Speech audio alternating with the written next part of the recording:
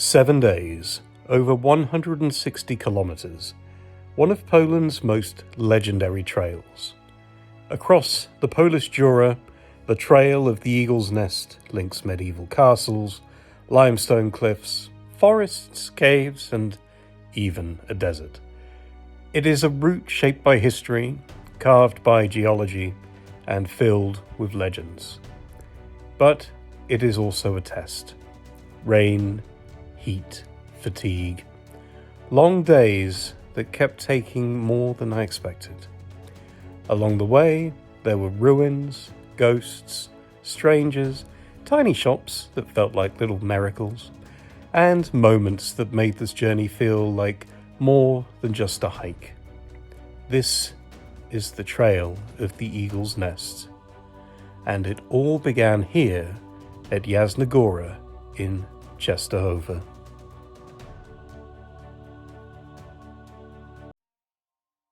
So this video is probably going to be several parts because I am starting here at Yasnagora and I am going to do something called walking the Eagle's Nest Trail. It's perhaps one of Poland's most epic trails, certainly one of the most famous, and it runs from Częstochowa down to Krakow. I'm going to walk the majority of it. I'll admit I'm a little daunted. It's a long way. The whole trail is 160 kilometers. I will see how I do. I have hotels lined up along the way, so hopefully I make it to each one. And the beauty of this trail, there are something like 25 castles along it. And I'm going to first start by going to Olsztyn, and there's places like Mirov, Bobolica, Ogrodzieniec. There are a whole load of famous castles here. So it's going to be quite an adventure, and I'd love you to join me on the journey and see something beautiful. Dzień dobry and welcome to A Brit in Poland.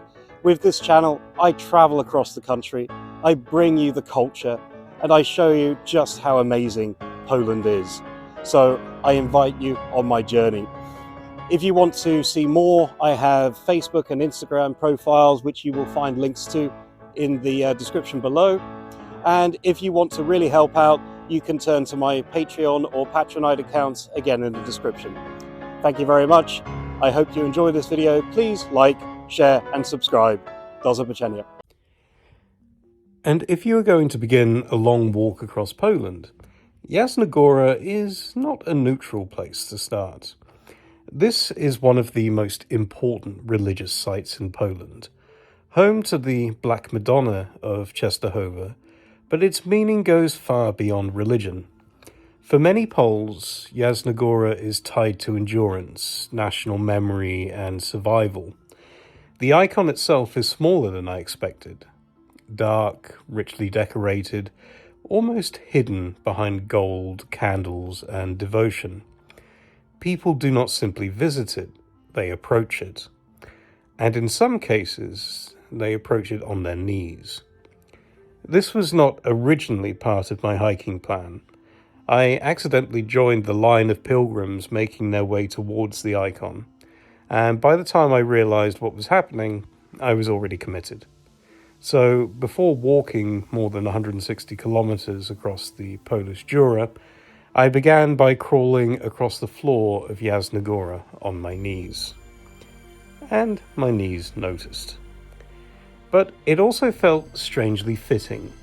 This is a place built around pilgrimage, sacrifice, gratitude, and persistence. So maybe starting a long walk with immediate discomfort was not the worst introduction.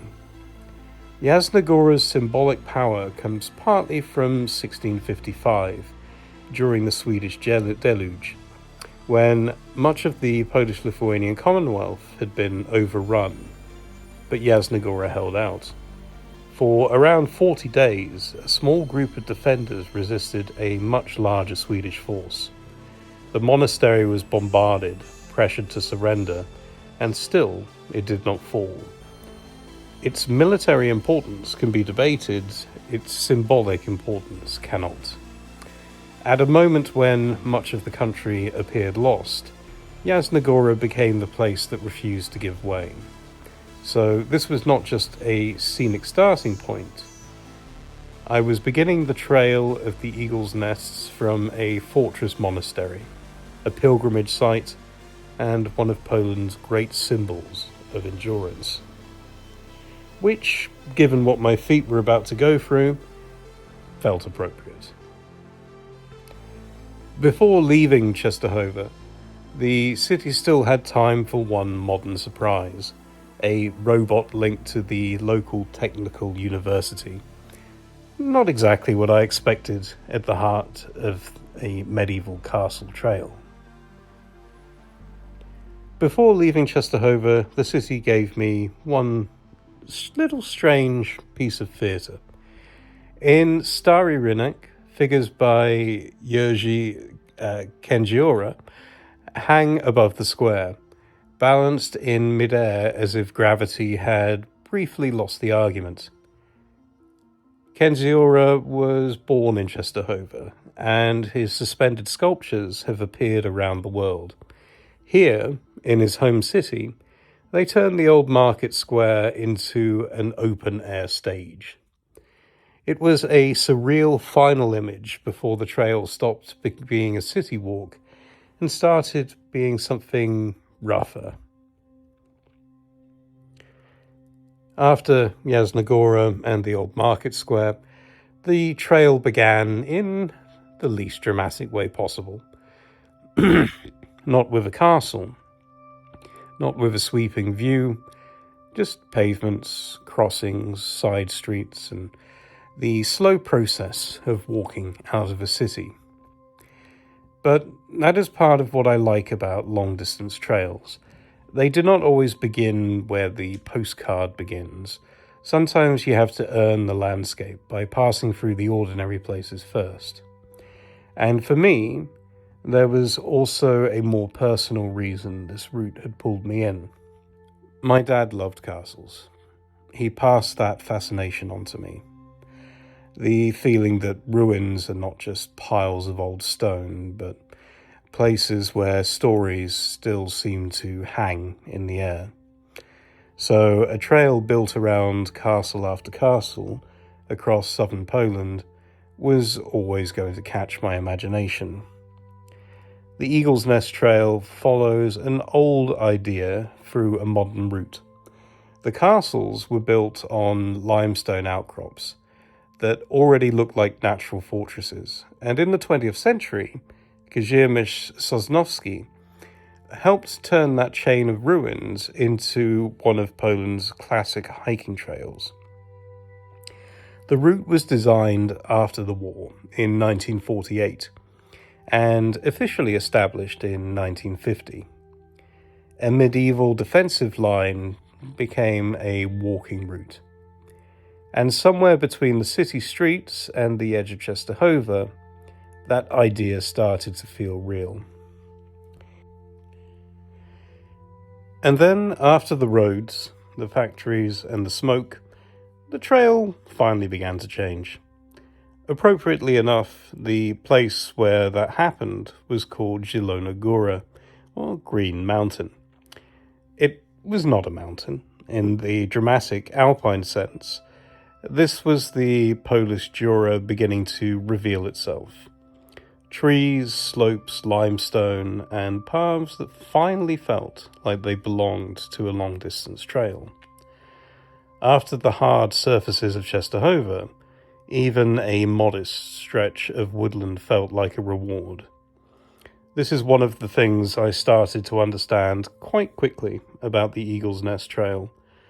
The castles are the headline, but the landscape is what holds everything together. The Polish Jura is shaped by limestone. It creates cliffs, outcrops, caves, ridges, and sudden rocky hills that rise out of otherwise gentle countryside. Those features are exactly why so many castles were built here in the first place. The rocks made natural fortresses. And for me, Yasnagora was the first moment where the route stopped being an idea on a map and started becoming a landscape I could feel under my feet. And after Yasnagora, the route settled briefly into a quieter village rhythm. Kozienta was not a dramatic stop, but it was the kind of place that gives a long walk its texture. Houses, gardens, local roads, small signs of everyday life, and the feeling of moving between the bigger moments rather than just simply jumping from attraction to attraction. And that is something I like about walking. You do not just arrive at the famous places, you pass through the spaces around them. And from here, the first major castle of the trail was finally getting close.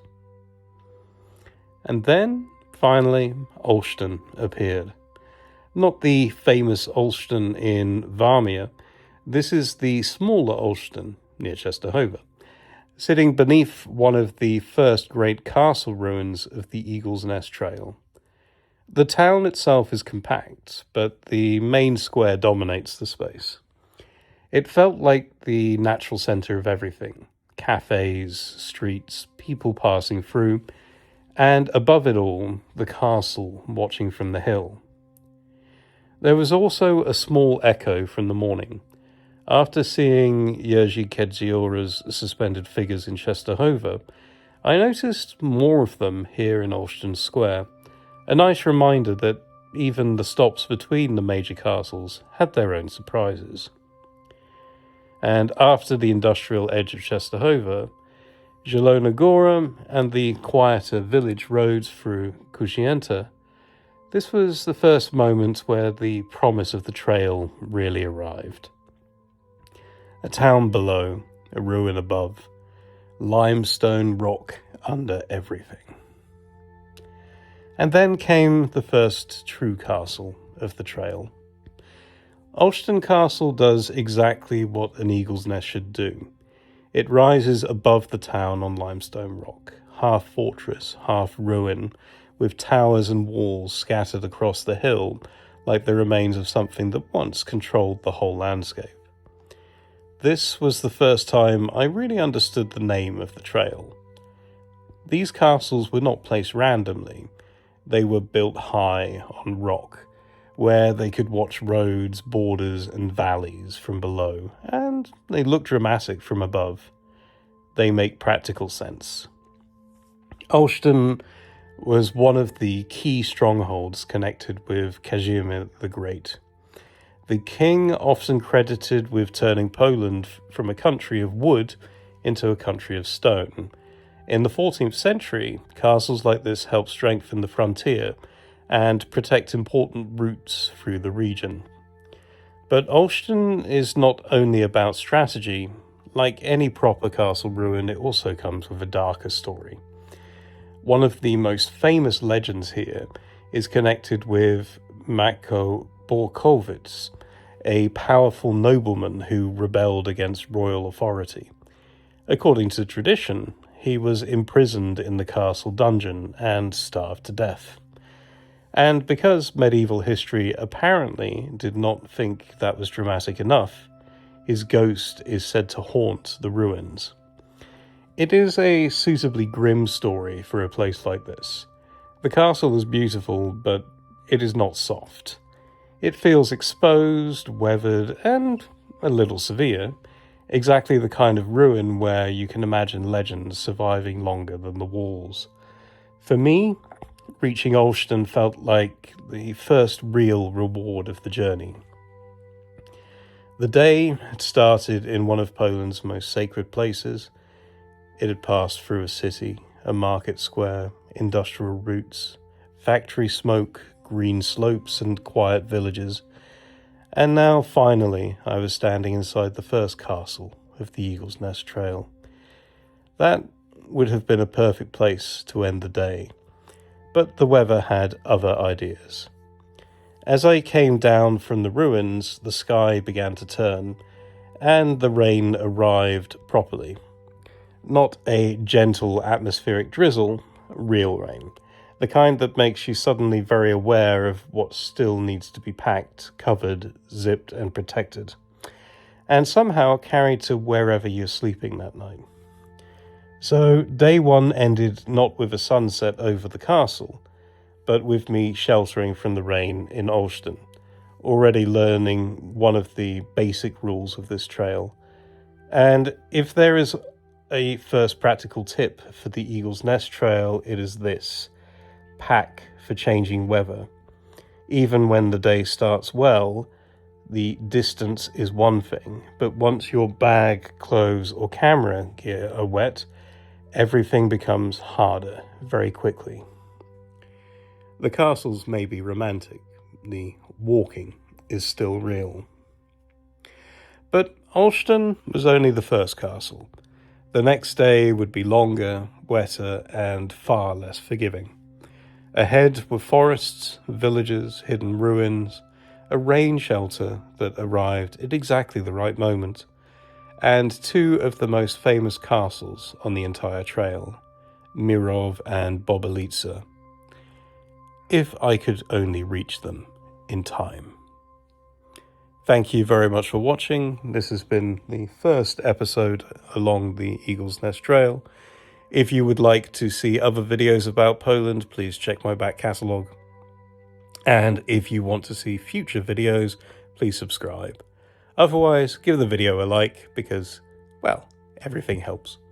And thank you very much for watching. Do zobaczenia.